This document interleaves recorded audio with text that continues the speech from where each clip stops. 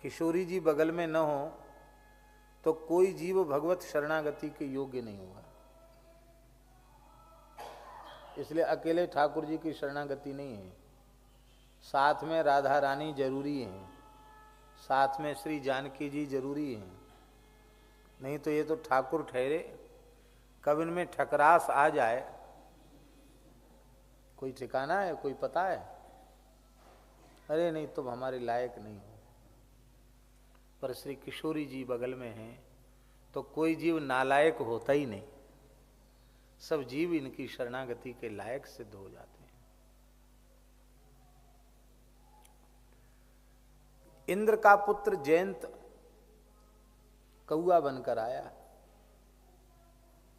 और उसने बहुत बड़ा अपराध किया। सीता जी के चरणों में ही प्रहार नहीं किया। वाल्मीकि महर्षि तो लिख रहे हैं विददारस तनांतरे, इसने अपनी चोंच और पंजों से श्री किशोरी जी के वक्षस्थल पर प्रहार किया। उससे घाव हो गया, उससे रक्त के कण प्रभु के ऊपर गिरे, तब भगवान की निद्रा भंग हुई। कितना बड़ा भारी अक्षम्य अपराध इस दुष्ट ने किया। लेकिन राम जी उठे और तनिक उनकी भ्रुकुटी टेढ़ी हुई और पूछा कि ये क्या हुआ? तो किशोरी जी ने कहीं ये उसे दंड न दें, क्योंकि यह भी तो मेरा पुत्र ही है। इस करुणा के कारण उन्होंने जयंत का नाम नहीं लिया।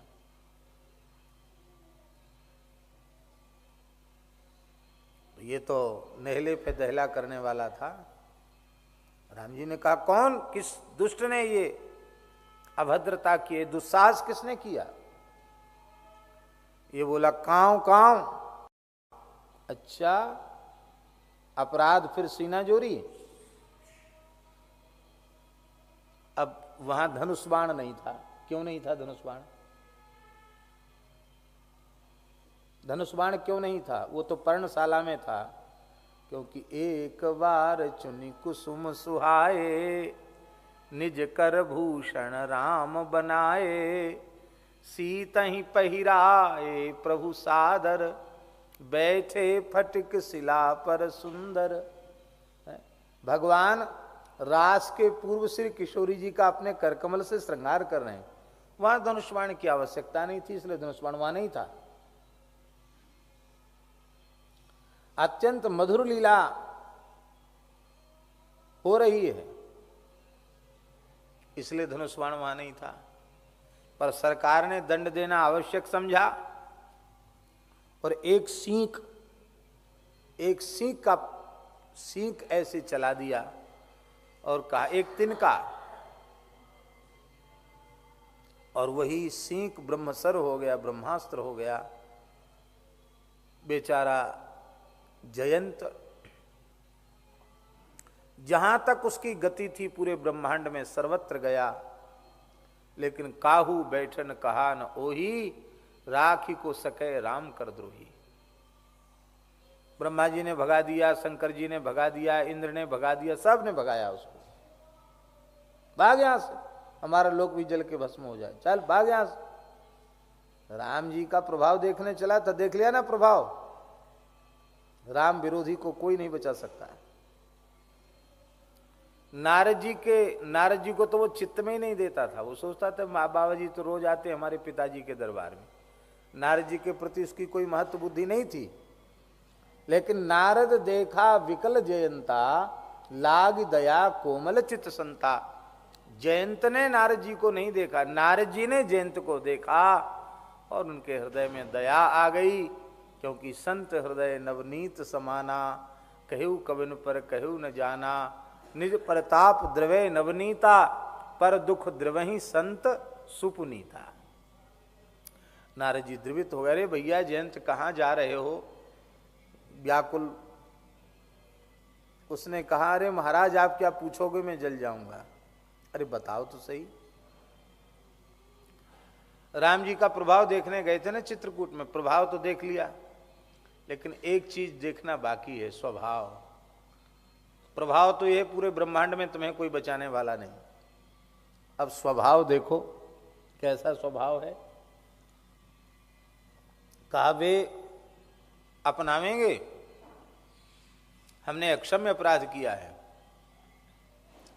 अरे तुम जाकर देखो तो सही, अस स्वभाव कहूं सुनऊ न देखूं, के ही खगेश रघुपति समलेखूं। कैसा स्वभाव है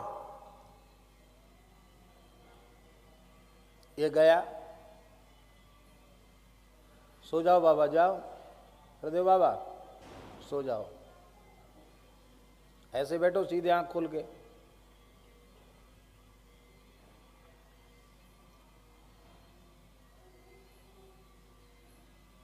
तो ये गया नारद जी की प्रेरणा से, और नारद जी ने कहा कुछ कहना मत, बस त्राहिमाम त्राहिमाम कह के चरणों में पड़ जाना, साष्टांग पड़ जाना। पक्षी स्वरूप में था ये।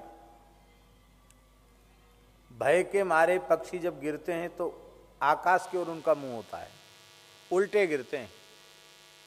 ये उल्टा गिरा। किशोरी जी बोली कि आप शरणागत के अपराध देखते हैं।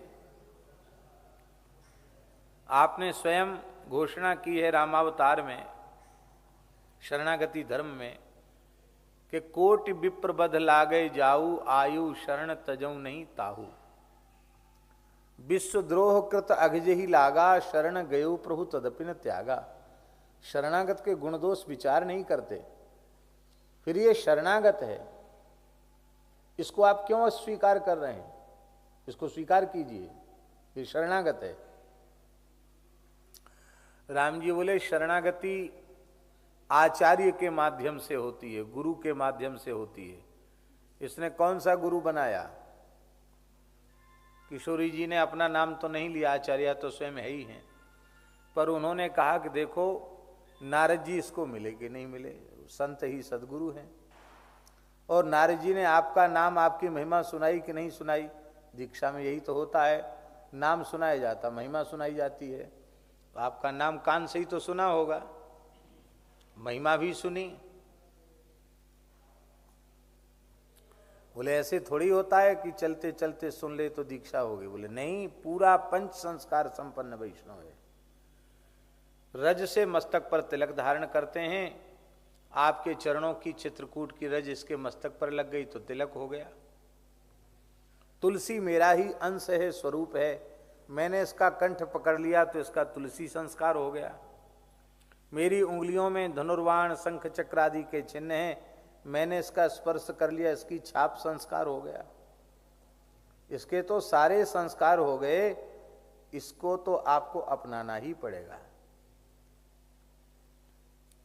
राम जी बोले कि अपना तो लेंगे,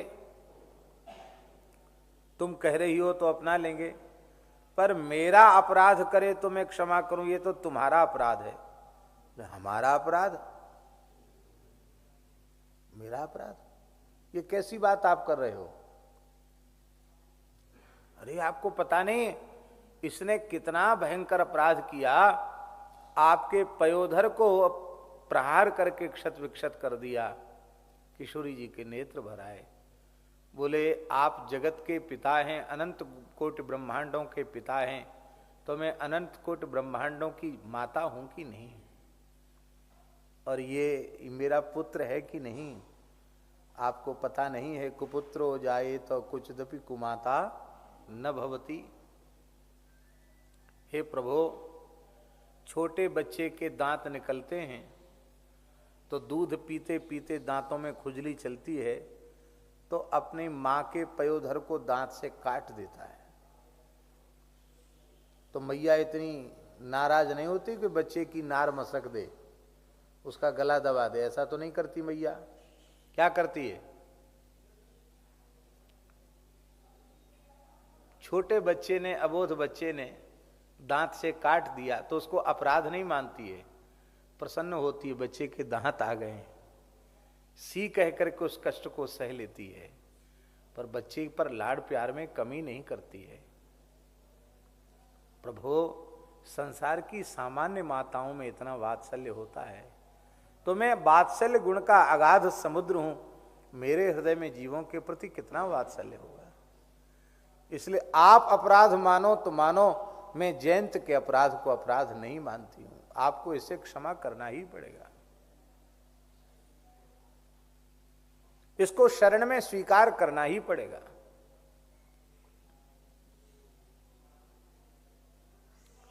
राम जी बोले अबोध बच्चे के अपराध माफ हैं, ये अबोध नहीं है, ये तो इंद्र का बेटा है, बड़ा पराक्रमी है, बृहस्पति जी से वेदादि शास्त्र इसने पढ़े हैं। राम जी बोले आप, किशोरी जी बोली आप समझते होंगे पढ़ा लिखा है, हम तो इसको इतना नादान समझती हैं कि इस बेचारे को इतना भी पता नहीं है कि दंडवत कैसे किया जाता है, ये प्रणाम तक करना इसको नहीं आता। छोटे बच्चे हैं ना, उनसे कहो प्रणाम करो, ढोक दो, तो वो यदि उधर मुंह किए हुए हैं तो उधर ही सिर करके इधर पीठ करके प्रणाम करने लग जाएंगे। बालक तो बालक हैं, इतना अबोध है, इसको बेचारे को पता ही नहीं किधर से प्रणाम किया जाता, कैसे किया जाता है, चित्त पर के किया जाता कि पट्ट पर के किया जाता है, सीधे लेट के कि उल्टे होके। हमने प्रणाम करना सिखाया कि बेटा ऐसे प्रणाम करो प्रभु के चरणों में। राम जी बोले अब तुम तो ऐसी वकालत कर रही हो, कुछ वकालत के आगे हम निरुत्तर हो गए, अब करना क्या है? बोले करना क्या है, इसको शरण में लेना है, इस पर कृपा करनी है। इसी वकालत का नाम है पुरस्कार। किशोरी जी जीवों की वकालत रघुनाथ जी के दरबार में करती है। राम जी ने कहा तुम्हारी वकालत के आगे तो हम निरुत्तर हैं, अब तुम जैसा कहोगी वही जजमेंट हमको करना पड़ेगा। वकील की बात जब जज भी निरुत्तर हो जाता है तो फिर वकील की बात उसको माननी पड़ती कि नहीं माननी पड़ती। हमारे जबलपुर वाले बड़े गोभक्त पटेरिया जी वकील साहब, हाई कोर्ट के वकील बैठे हैं, ये जानते हैं न्यायाधीश को वरिष्ठ वकीलों की बात माननी पड़ती है। राम जी बोले हम मानेंगे तो सही, लेकिन हमारी एक व्यवस्था तो तुम्हें बनानी पड़ेगी। क्या? हमारा बाण अमोघ है, हमने इस तिनके को, इस सींक को बाण बनाकर भेजा है, तो ये अपना काम नहीं करेगा तो ये बाण व्यर्थ हो जाएगा, तो मेरी मर्यादा नष्ट होगी। मर्यादा पुरुषोत्तम की मर्यादा नष्ट हो, ये कैसे? इसको तो तुम्हें बचाना पड़ेगा। जानकी जी बोली वो तुम्हारा विषय है, हमारा विषय नहीं। हमारा विषय केवल इतना है, इसको मुलजिम मत मानो, इसको शरणागत भक्त मानो, इसको स्वीकार करो। राम जी बोले वाह जी बढ़िया बात हुई, हमने अपने विषय के लिए कहा तो कहीं आपका विषय है, आप जाओ, आप न्यायाधीश हो, क्योंकि राम झरोखे बैठ के सबका मुजरा ले, जाकी जैसी चाकरी बाकू बैसोई दे। आप मुजरा लेते हो, आप सबके साथ न्याय करते हो, आप करो, आपकी व्यवस्था है, उसमें हमारा हस्तक्षेप नहीं है, लेकिन इसके लिए तो मेरा पक्षपात है, इसको तो आपको स्वीकार करना ही पड़ेगा। इसी को आचार्यों ने कहा है रामस्य गोष्ठी लघुताकता। राम जी की शरणागति की गोष्ठी को जानकी जी ने हल्की कर दिया, राम जी की करुणा भी हल्की पड़ गई जानकी जी की करुणा के आगे। ऐसी श्री किशोरी जी की करुणा है। पूज्य बक्सर वाले मामा जी का एक पद है, दीदी करुणा कहाँ बिसारी, बड़ा अद्भुत पद है। किशोरी जी की करुणा अद्भुत है, अद्भुत करुणा है। तब राम जी ने व्यवस्था बनाई।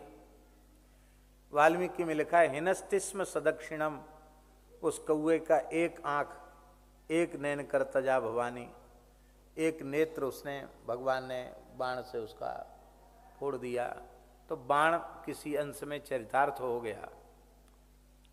इस एक नेत्र फोड़ने का भाव भी है, बड़ा सुंदर भाव है।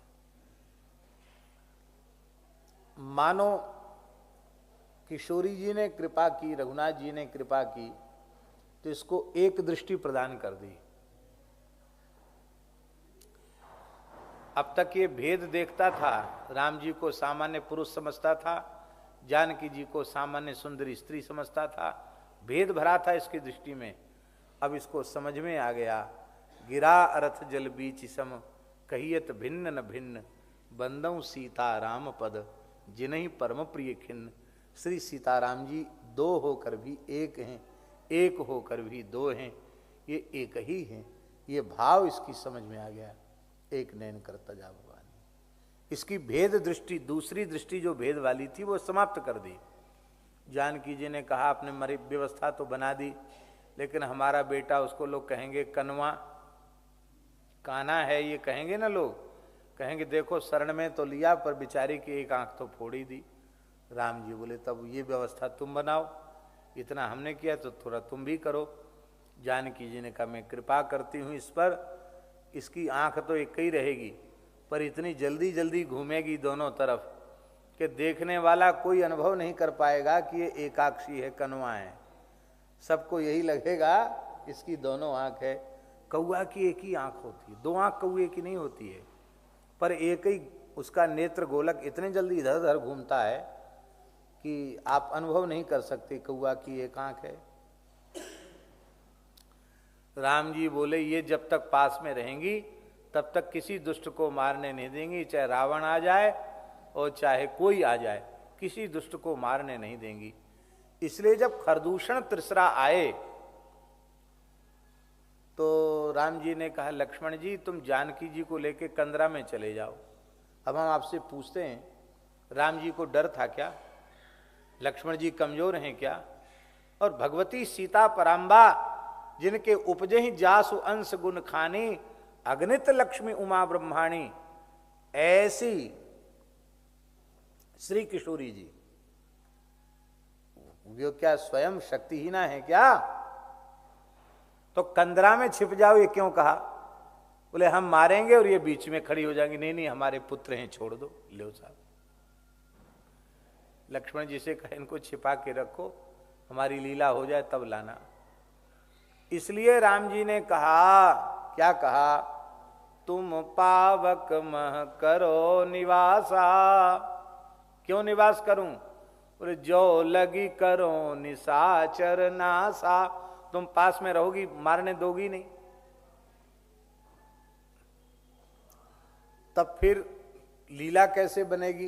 बोले आपका प्रतिबिंब हमारे निकट रहेगा। जानकी जी ने कहा हमारा प्रतिबिंब भी किसी को मारने नहीं देगा। हाँ ये और समझ लो, आप व्यवस्था बनाइए लेकिन हमारी छाया के सामने भी आप किसी को मार नहीं सकते। आह धन्य है। लंका में किशोरी जी क्या कह रही हैं रावण से, वाल्मीकि रामायण का श्लोक श्रवण करने योग्य है। किशोरी जी कह रही हैं दशग्रीव रावण विदितः सही धर्मज्ञः शरणागत वत्सलः तेन मैत्री भवतु ते यदि जीवितुमिच्छसि। वाल्मीकि का श्लोक क्या कह रहे हैं? विदितः सही धर्मज्ञः। राम जी धर्म के रहस्य को जानते हैं, ये बात पूरे ब्रह्मांड में प्रसिद्ध है। शरणागत वत्सलः, वे शरणागत वत्सल हैं, उनकी शरण में तुम जाओ ये नहीं कहती जानकी। जानती बड़ा अहंकारी है मेरा बेटा, शरण शब्द से ही नाराज हो जाएगा, मैं पंडित हूं विद्वान हूं, मैं क्यों शरण में जाऊं? बोले तुम शरण में तो जा नहीं सकते, क्यों? तुम्हें दीनता है ही नहीं, अहंकार है। तो तेन मैत्री भवतु ते, हमारी इच्छा है कि तुम्हारी मेरे प्रभु से मित्रता हो जाए, तुम हाथ तो मिला लो राम जी से तो तुम जीवित रह जाओगे, नहीं तो मैं भी, मुझे बड़ी पीड़ा है कि तुम खानदान सहित नष्ट हो जाओगे। रावण के प्रति भी उनके मन में ऐसी करुणा है।